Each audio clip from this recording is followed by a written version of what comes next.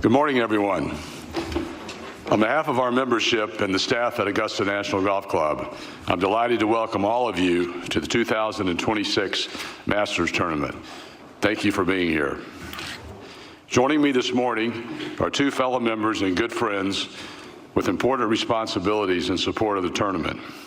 I'm honored to introduce to you Jeff Yang, our new chairman of the competition committees.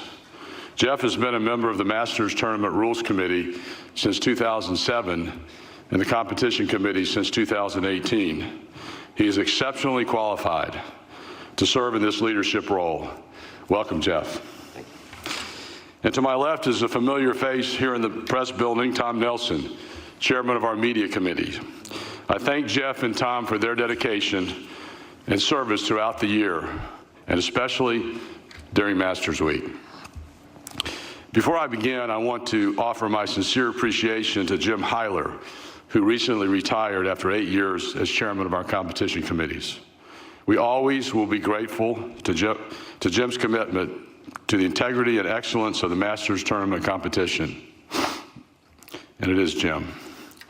On a sad note, I also want to acknowledge the passing last November of 1979 Masters champion Fuzzy Zoeller.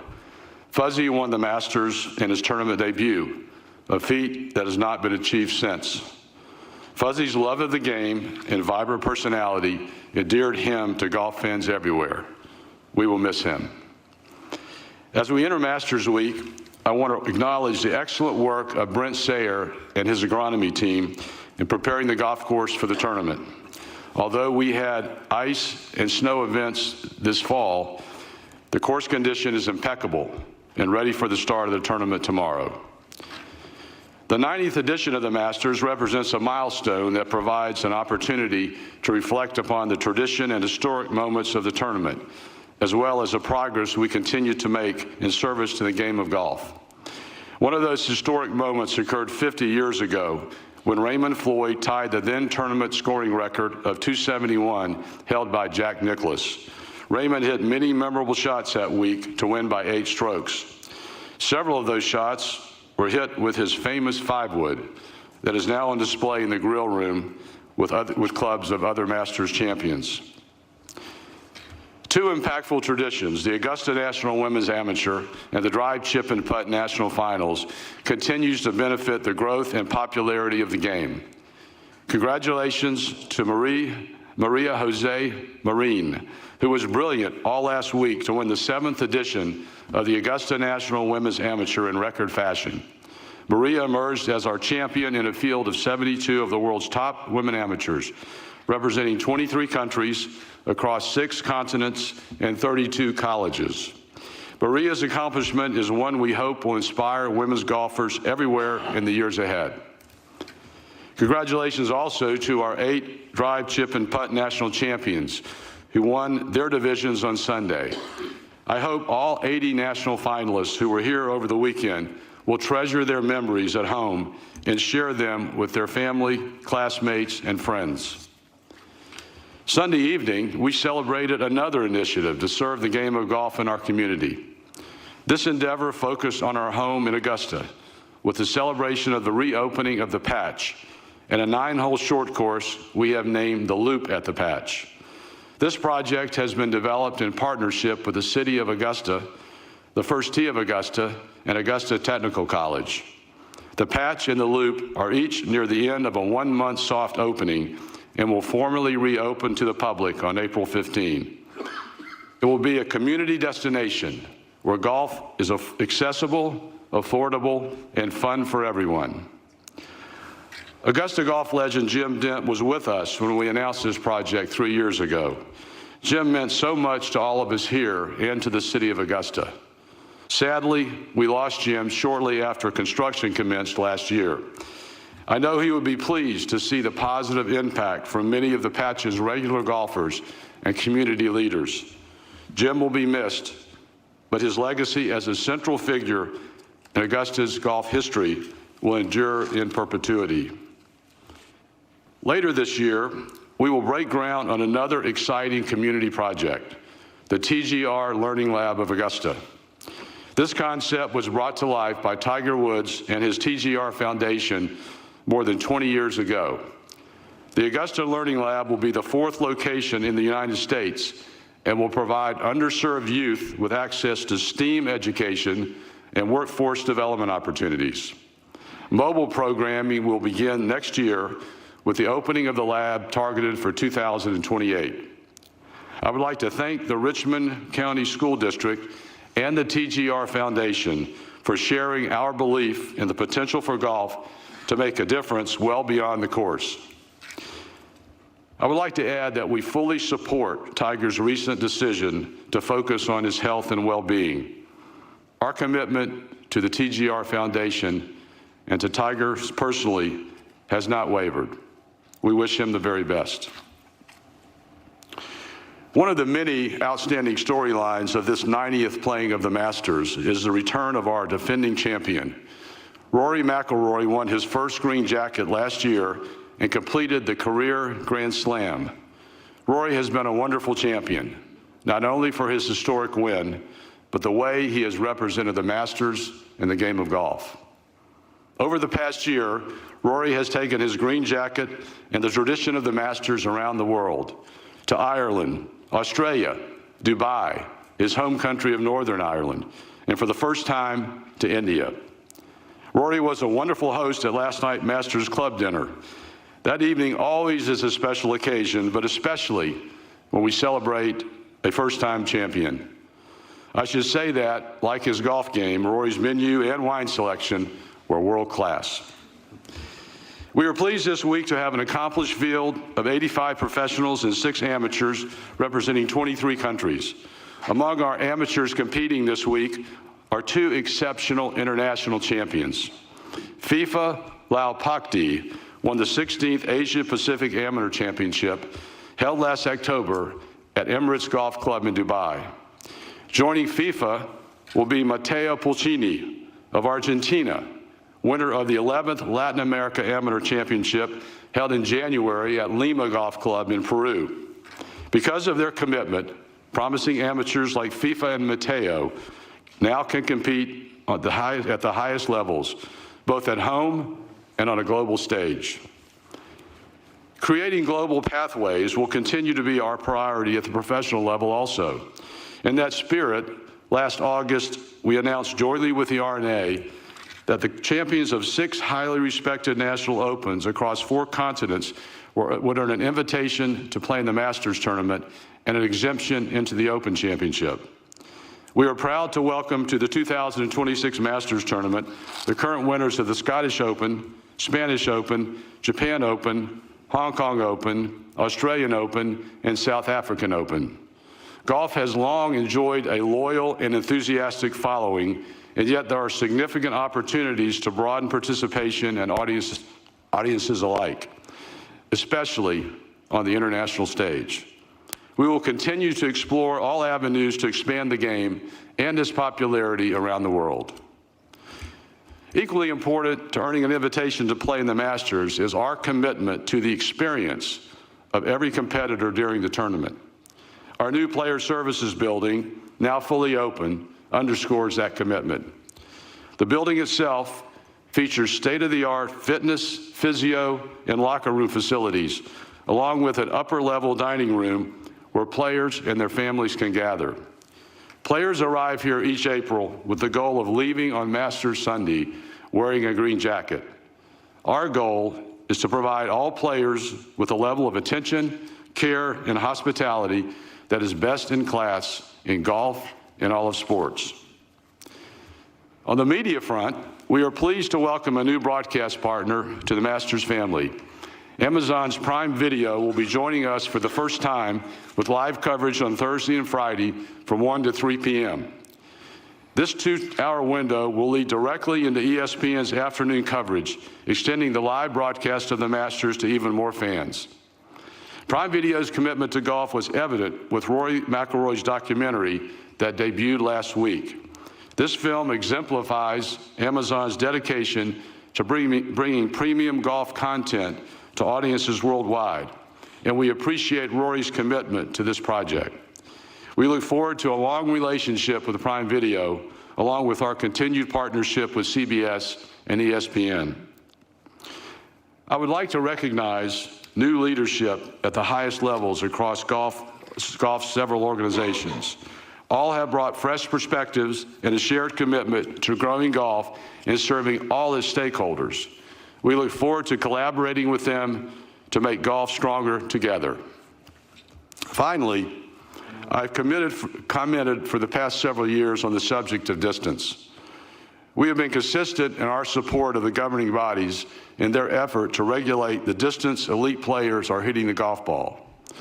Recognizing that the implementation of the overall distance standard test for golf balls may be delayed to 2030, I want to reemphasize that support and affirm our position as the USGA and the R&A represent their collective obligation as custodians of the game. I also want to be clear that our position is grounded on much more than protecting the Augusta National Golf Course. We will continue to make modifications as are necessary to react to driving distances that in some cases exceed 350 yards. Unfortunately, many courses, including some iconic venues, do not have that option. Until recent years, golf has been a game of imagination, creativity, and variety. The game has become much more one-dimensional, as players drive the ball prodigious distances and routinely hit short irons into par fours and even some par fives. This issue goes beyond competitive impacts. Increased course lengths results in more time, more cost, and more environmental concerns. The data that has been shared with all stakeholders makes one thing clear. The impact to the recreational game will be immaterial. All of us in this room and millions of weekend golfers around the world will be hard-pressed to notice the effects of this change, and I do not believe our enjoyment of the game will be affected. As for professional golf, we hold firm in our belief that the greats of the game are defined not merely by how far they hit the ball, but their extraordinary skill in all aspects of the game. Their ability to shape shots, to take on risk, and to execute under pressure is at the heart of championship golf and is best displayed through a full spectrum of shot-making opportunities. Regulation of the golf ball is not an attempt to turn back time or stifle progress. It is an effort to preserve the essence of what makes golf the great game that it is. With that, Tom, I'm ready to take some questions. Great. Thank you, Mr. Chairman. Please remember to lean forward and speak directly into the microphone. Questions? John.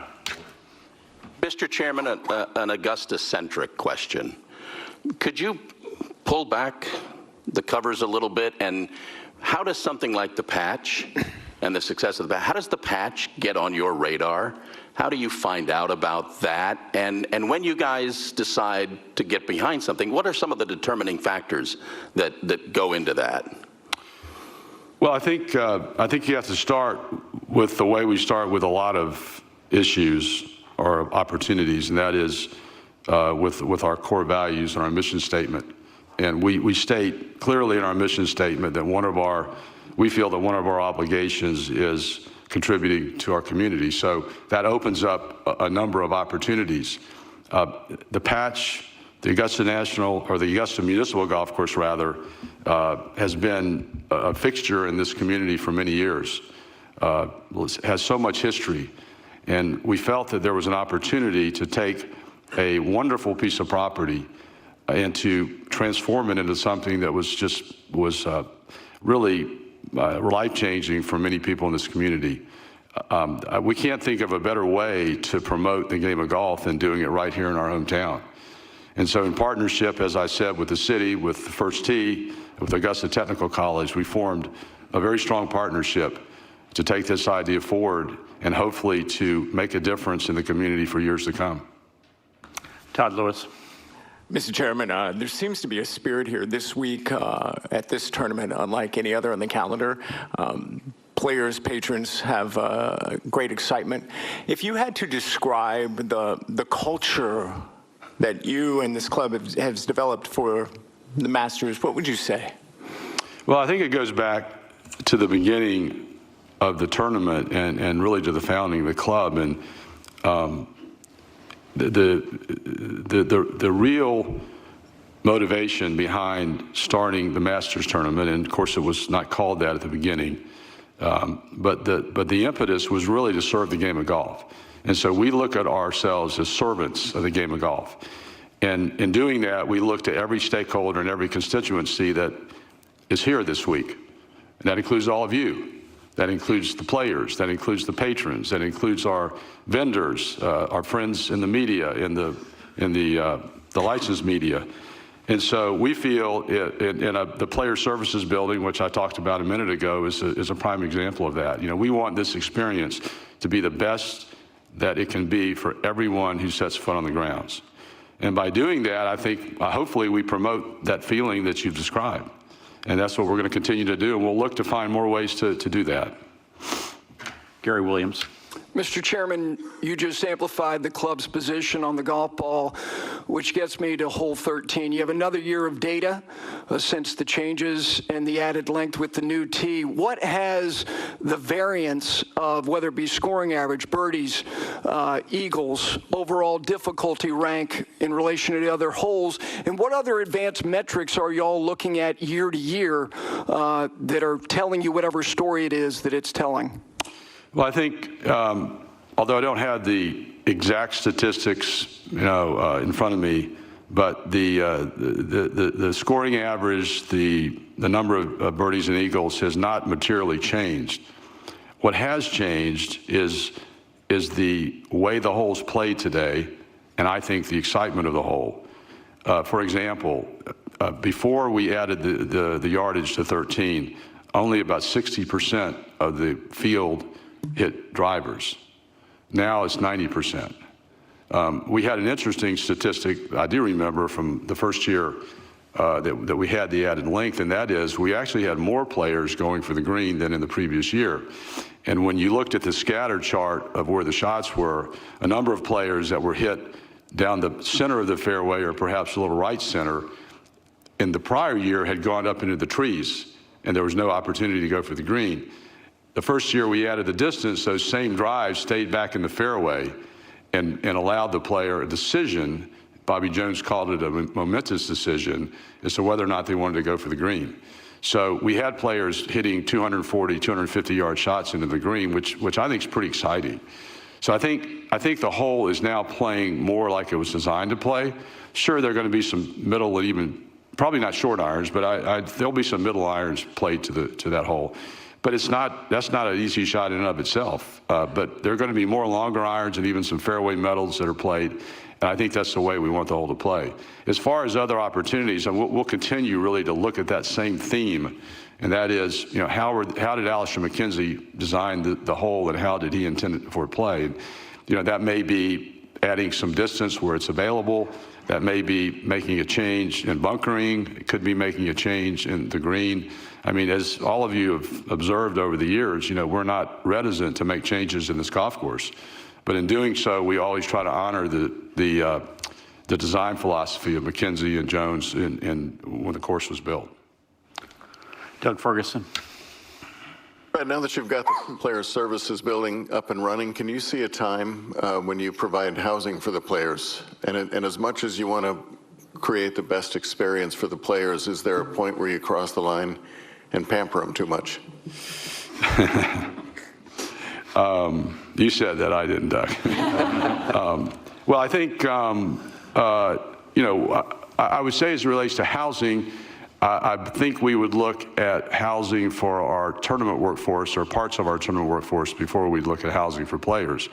As far as pampering them, I mean, we really just want this to be a pleasant experience. I mean, I was in the Player Services Building yesterday. I've been through it many times, as you might imagine, over the summer and leading up to the tournament. But it was the first time I was there with people in the building. And just the energy, the mood, it just couldn't have been better. And so, sure, we'll look for other opportunities. And, and we ask players, what we can do to make their experience better. I mean, that's really how this building came to be. It went up very quickly. We started at June 1 last year, but the planning for it took many years. And that was because we really asked players their teams, what they wanted, what can make their experience at the Masters better. And so we'll continue to do that. Jim Nugent. Thank you. Mr. Chairman, at his press conference at the Players' Championship, PGA Tour Enterprises CEO Brian Rolap was asked about the Tour's lack of ownership stake in the men's majors and in the Ryder Cup.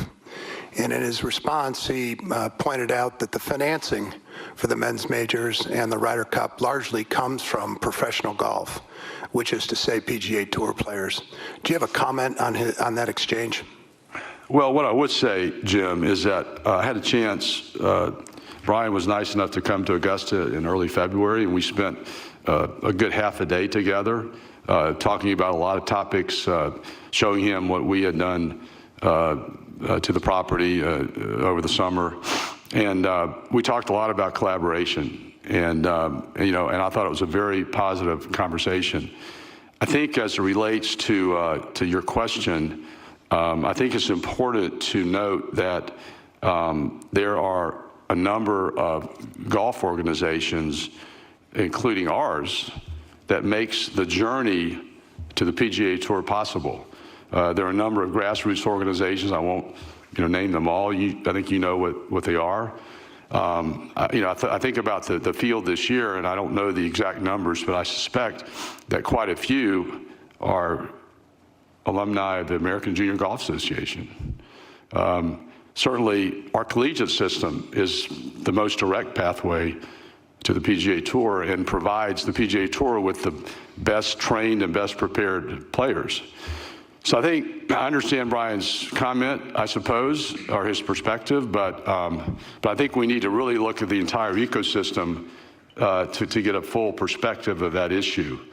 And I also think it points out that when we talk about collaboration, that what we should be talking about, and what I'm talking about, is collaboration to elevate the game of golf. I think that's where we're all going to be successful. Jeff Shackelford. Mr. Chairman, we've seen an uptick in recent years in amateurs forfeiting their Masters invitation, and I'm wondering if you have any views on that personally as someone who played the Masters 50 years ago and remained an amateur, but also as a chairman who is attempting to uphold the vision of the founders who believe strongly in having amateurs in the tournament. Well, Jeff, as you stated, amateur golf has been very important to the Masters since its beginning. I think, we have, when I played in the tournament, there were as many as 12 or 14 amateurs because there were different classifications of invitations. And I think probably in that day, it was less likely that any one of us would turn professional, at least until the tournament was over. We've lost a few players because of that, but really not that many. I think it just points out that we look at our invitation criteria every year. I mean, as you know, in recent years we added an NCAA champion, and I'm not saying we're going to add any other categories, but we might, because we're going to look at that. I think also you may recall that. We have, in one occasion, I believe, given a special invitation to an amateur, and that's not something we usually do. But it just points out the flexibility that we have, and we'll continue to have that flexibility. Sam Farmer. Fred, you referenced a new streaming partner and different ways to grow the game and elevate the game. The NFL and its Skydance partnership has backed a number of scripted dramas. They're going to have a Hallmark movie, a Christmas Day movie, a scripted series.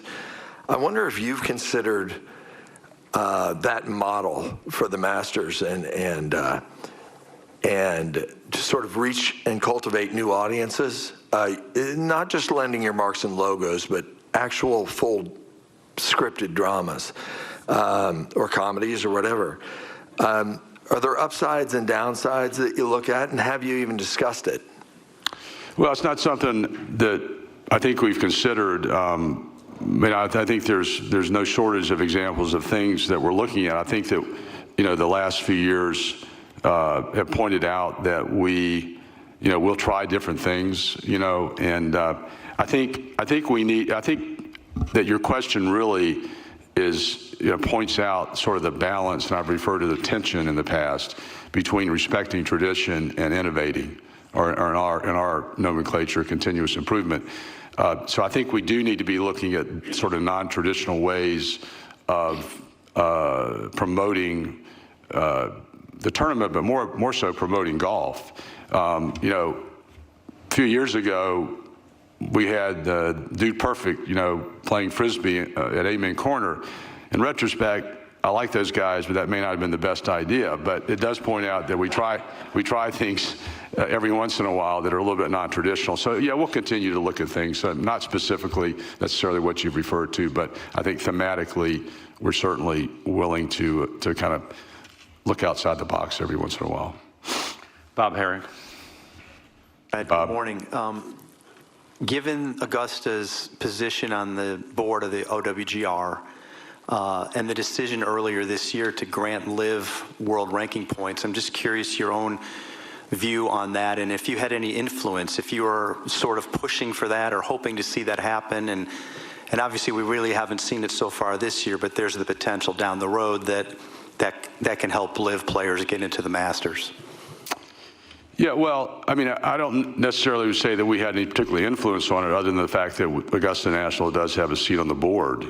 I think what our interest is in that role is to making sure that the integrity of the OWGR remains intact. An underlying certain purpose is to make sure to identify the best players in the world through the ranking system, which is very transparent, is very data-driven. As it relates to LIV, the issues involved in LIV getting or not getting ranking points has been public in Trevor Immerman's letter to LIV a while back. And several of the issues that were raised have been addressed, which resulted in LIV receiving limited points. They know what those issues are. Scott O'Neill has a copy of that letter, and as I'm sure most of you do as well. And hopefully there'll be efforts made to address those issues and will allow them to receive more ranking points. I mean, the purpose of the system is to make sure the best players in the world have an opportunity to play in the best tournaments. Ryan. Talked about obviously your reemphasis on the what the USJ and the RNA are doing with their look at the golf ball testing. What role do you see the Masters playing in perhaps trying to get other organizations to agree on this front? Well,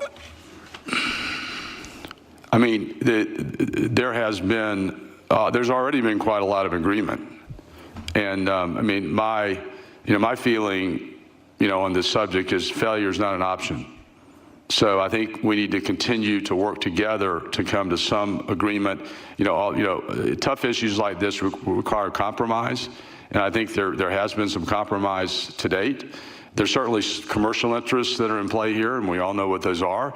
But at the same time, I think if we can look at this from the standpoint, and it's not just it's not the good old days. That's not what we're trying to do. What we're trying to do is to protect the integrity of what makes golf so great. And I think I've tried to articulate it in my comments, and that's that it's more than about just hitting, prodigious drives. I mean, I talked to Jackson Harrington, one of our young amateurs, and he told me that yesterday he hit it over the bunker on 1 and 5, which is about 320-yard carry, and 1 was into the wind.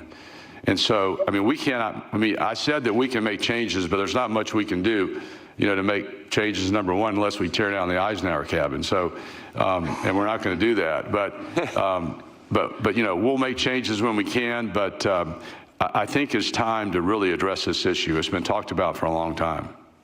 Jamie Weir.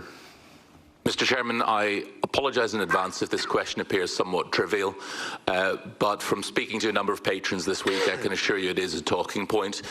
There is a rumor circulating this could be the final year of the now iconic Masters gnome.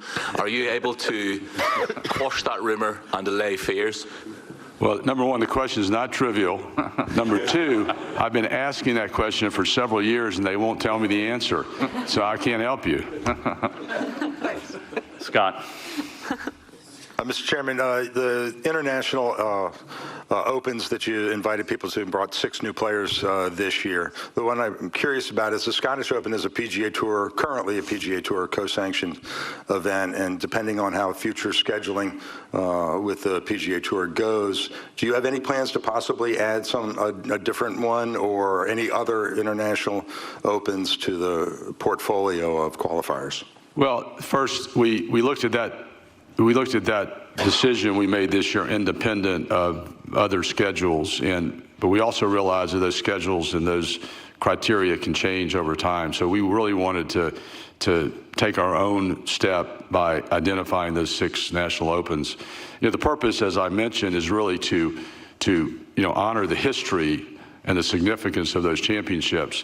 And I do think there might be other national opens that should be considered. And because we say over and over again that we review our criteria every year, we'll be looking at that next year and the coming years, and possibly we would do that. Jerry Tardy. A question for the competitions chairman. Jeff, we have the portraits of the founders staring at us on the wall here. What do you think would surprise Jones the most if he came back and saw not the players, but the course? Was it the speed of the greens, the length of the fairways? What do you think is the biggest surprise, and the direction of things? I think the purpose of the renovations and the changes in the course are to maintain the original design intent. Certainly the game has changed, and I think we've tried to adapt to those changes in the game to maintain the strategic challenges and the skills involved. Certainly I think he'd be amazed, that they would be amazed by a lot of things, including how far people are hitting the ball and the level of athlete involved in the game. And I think the conditions have adapted to try to maintain those skills. So I don't know there'd be any one thing, and I think everything is a little bit of a reaction to where the game has gone. David Shedlowski. Morning, Mr. Chairman. Jeff Shackford alluded to briefly about your participation in 1976 as an amateur. I'm wondering if you could speak for just a minute about the arc of your career here from that time to where you are now. Well, I can certainly say that I did not think 50 years ago this week I'd be sitting in this chair, that's for sure. I have a lot of great memories of that week. Certainly playing with Jack was one of the highlights. Meeting Clifford Roberts for the first time, and which turned out to be his last year as chairman. I think we probably maybe have a dozen members who ever met Mr. Roberts, so I feel very, very honored to be one of those. Certainly staying in the Crow's Nest that week, and I remember with Curtis Strange and Jay Haas were a couple of the guys that were there, and then going to the amateur dinner and hearing Harvey Ward give the pep talk to us. And Harvey and I had a little something in common in that we had won the U.S. Amateur 20 years apart at the same golf course, at the Country Club of Virginia. So I guess I would say that, playing with Jack that day, looking back, was the start of a 50-year friendship. And as it relates to the club itself and to this place, it was the start of a 50-year love affair I've had with this place. And it's been a big part of my life, probably other than my family, the biggest part of my life. So I feel very honored to be here, to be a member, to be in this role, and that's about what I remember. Thank you. Maybe time for a few more questions. Alex Maselli. Mr. Chairman, When Brian Rolap was here, you said you took him around and showed him and things you did to the course and so forth and so on. At the same time, I'm assuming that he probably briefed you on what they're trying to do in the future in regards to scheduling and tournaments and things of that nature. In those discussions, do you foresee the possibility of changing your criteria on how players will be able to get in here? Well, Brian and I had a far-reaching conversation, not just conversations. We've spoken several times since then. He's been very transparent and very open to me in his comments. There was nothing that we talked about that would, trigger any immediate thoughts on changing criteria. We'll just have to wait and see, what his plans, how they unfold, and what that means for the schedule and for who's playing in what tournament and how those tournaments sort of stack up in importance, and then we'll react and accordingly. Last question, Amelia Duran. Mr. Chairman, good morning. Over here. Where are we? Oh, hi. Hi. How you doing, Amelia? I'm well, thank you. I was curious if hearing Rory talk about Carla Bernat Escuder's winning putt last year at the Augusta National Women's Amateur feel like a full circle moment for you in what you envision the Augusta National Women's Amateur could become in connecting the men's and women's game? Well, that certainly was nice to hear Rory say that. It's really gratifying to both with regard to the Augusta National Women's Amateur and the following day with the kids, how many of our current players really are very engaged with what's going on there. And I think that most of the players on the PGA Tour are really interested in what's going on in women's golf. I think they have friends that are playing on the LPGA. I know that certainly is the same thing in collegiate golf, where the men's and women's teams really show a lot of interest in each other and how they're doing. I don't think I really imagined exactly how the Augusta National Women's Amateur was going to progress and grow. I'm not going to say it was beyond my wildest dreams, but it might have been beyond my expectations for this short of a period of time. But I couldn't be happier for the way it's been received by the players. I think we had 48 of the top 50 women amateurs in the world. By the way that all of you have covered the championship, I think it's really elevated the women's game. The intention in starting this tournament was to allow these wonderful players, these wonderful women amateurs, to have an opportunity to compete on the biggest stage in the world with the spotlight shining on them. And that, I felt by doing that, we were doing our part to elevate the women's game and to really allow it to grow and prosper as we've seen many other women's sports in the last few years. So thank you for the question, and I hope we're doing a good job. Well, that concludes our press conference. Please enjoy the 90th Masters Tournament.